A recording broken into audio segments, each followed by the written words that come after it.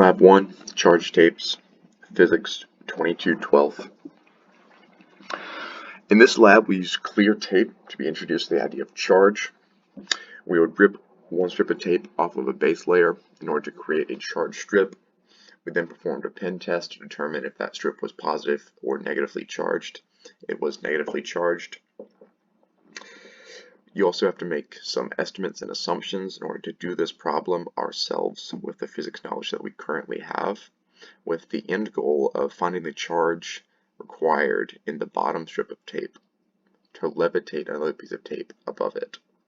And the magnitude of that charge was negative 1.2 times 10 to the negative 8 newtons per coulomb.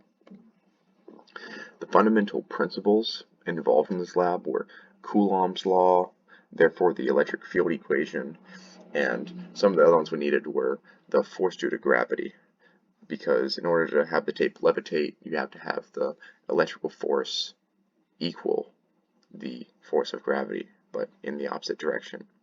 And just other things we should need to know. The position vector r points from the particle to the observation location, and the unit vector r hat is just r divided by the magnitude of r.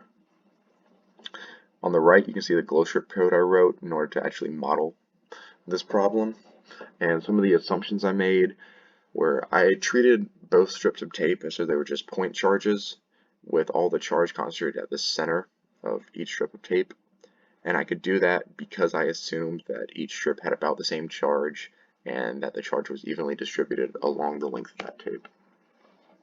Now, from the actual experiment, I obtained the length of my tape, the mass, and the separation distance between the two strips when the upper one started to levitate. And from the calculations in my glow script code and from doing it by hand for the physical experiment, I obtained values for the force of gravity and the force of electricity. They check out because they are equal and opposite in direction. And the charge Q that causes that force of electricity is negative 1.2 times 10 to the negative 8 newtons per coulomb. Now, what if electrons had positive charge and protons had negative charge? Is that going to change my results? No, it's not.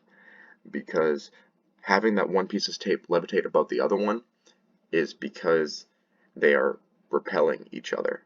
So the charges are the same. So whether I have two electrons repelling each other or two protons repelling each other, the actual values are not going to change. Now, why is it important to handle the charged tape as little as possible? Well, since the tape is charged, that means it has an excess amount of electrons. So when it comes into contact with anything that's more neutral than itself, those electrons are going to jump from the charged tape to the more neutral object to make everything happier, thus creating a less charged tape and making the experiment just harder. Thank you, and have a good day.